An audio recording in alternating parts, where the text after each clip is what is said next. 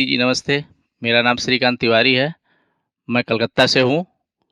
मेरा प्रश्न है कि आप लोग ज्ञान की बातें करते हैं, परमात्मा में विश्वास भी रखते हैं, लेकिन आप लोग मंदिरों में पूजा पाठ करते हुए या व्रत उपवास करते हुए नहीं दिखाई देते। इसका क्या कारण है? ये नहीं कि हम मंदिर में नहीं जाते हैं, हम जरूर जाते हैं। देवी देवताओं को हम अपने जीवन का आदर्श मानते हैं। वैसे भी ब्रह्मा कुमारी से ईश्वरीय विश्वविद्यालय का ये लक्ष्य है, जो भी भाई बहनें आते हैं उनके लिए, कि नर ऐसी करनी करे जो नर नारायण बने और नारी ऐसी करनी करे जो श्री लक्ष्मी बने। अर्थात मनुष्य अपनी करनी से ही श्रेष्ठ बन सकता है। तो गृहस्थ जीवन में रहते हुए कैसे गृहस्थ जीवन को श्रेष्ठ बना सकते हैं, ये प्रेरणा लेने लिए जाते हैं। आज जब भक्ति के अंदर पूजा पाठ आदि जो भी करते हैं, ये सब एक आधार है, क्योंकि भगवान में मनुष्य का मन नहीं लगता है।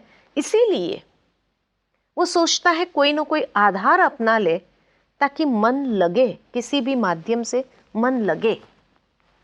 इसलिए ये साधन अपनाए हैं, क्योंकि वैसे भी कहा जाता है कि जब व्यक्ति किसी की भी सेवा करता है स्थूल रूप में, तो जिसके प्रति वो सेवा करता है उसके प्रति उसका प्यार ध्यान नेचुरल जाता है।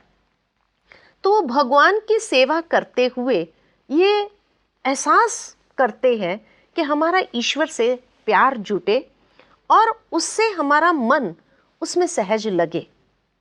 लेकिन कई बार देखा गया कि ये एक रिचुअल के रूप में रह जाता है, मन तो कहीं भटकता ही है। तो राजयोग में हम यही कहते हैं कि मन को ही सीधा लगाओ, क्योंकि ये आधारों में अगर बुद्धि चली गई तो शायद मन वहां से हटकर उसी तक सीमित हो जाएगा। और हाँ, जहां तक व्रत उपवास की बात है, तो उसके पीछे भी भाव तो यही है कि मन को ईश्वर में लगाना। बहुत सुंदर एक पौराणिक कथा मुझे याद आती है इसके ऊपर, कि एक बार एक बनिया था और वो दुकान बंद करके दोपहर को अपने घर भोजन करने जाता है। तो स्वाभाविक रीति से उसने देखा कि बाहर एक महात्मा जी भिक्षा के लिए खड़े थे। उसने महात्मा जी से कहा कि महात्मा जी, भोजन का समय है, आप आ जाइए, साथ में मिलकर के भोजन करते हैं। भोजन के बाद महात्मा जी ने स्वाभाविक रीति से बनिए से पूछा कि सारे दिन में भगवान को कितना याद करते हो? बनिए ने कहा, टाइम कहाँ मिलता है, सारा दिन तो दुकान पर बिजी रहते हैं, फिर समय कहाँ भगवान को याद करने का। महात्मा जी मुस्कुराए और कहा कि अच्छा, समय नहीं मिलता है, कहाँ बहुत व्यस्त रहता हूँ, समय नहीं मिलता है। तो महात्मा जी ने पूछा, एक बात बताइए कि तुम भोजन कितनी बार करते हो? कहा 3 टाइम, सुबह नाश्ता, दोपहर को, रात को। तो कहा एक टाइम भोजन करने में कितना समय जाता है? कहा आधा घंटा तो कम से कम जाता ही है। तो महात्मा जी ने विधि बताई, ऐसा करे कि एक दिन अगर एक टाइम भोजन न करे, चल सकता है, आधा घंटा बच जाएगा, और उस आधा घंटे में तुम ईश्वर को याद करो। कलयुग के अंदर अगर हफ्ते में एक दिन भी आधा घंटा ईश्वर को याद किया तो पुण्य तो जमा होगा। बनिया ने सोचकर कहा, इतना तो जरूर मैं कर सकता हूं कि एक दिन एक टाइम भोजन नहीं करूंगा, आधा घंटा ईश्वर को याद करूंगा। महात्मा जी ने कहा, अगर हो सकता है 2 टाइम भोजन के बिना चल सकता है तो 1 घंटा मिल जाएगा। 1 घंटा भी अगर तूने भगवान को याद किया इस कलयुग के अंदर तो भी बहुत पुण्य मिल जाएगा। तो बनिए ने कहा, यह भी मैं कर सकता हूं कि एक दिन अगर 2 टाइम भोजन छोड़ करके रात को ही सीधा भोजन कर लूं, ये तो चल सकता है।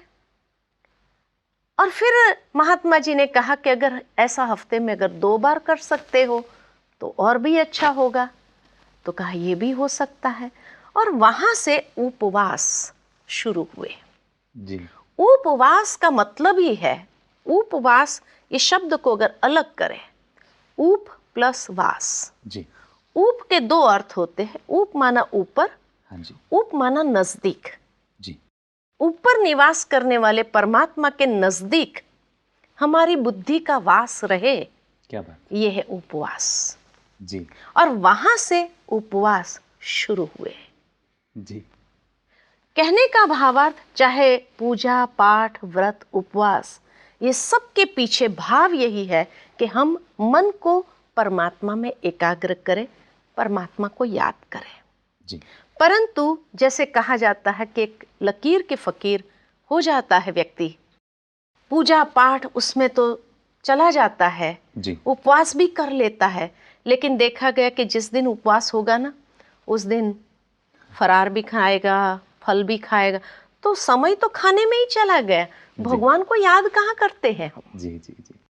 असली आशय कहीं ना कहीं पीछे छूट गया। छूट गया है।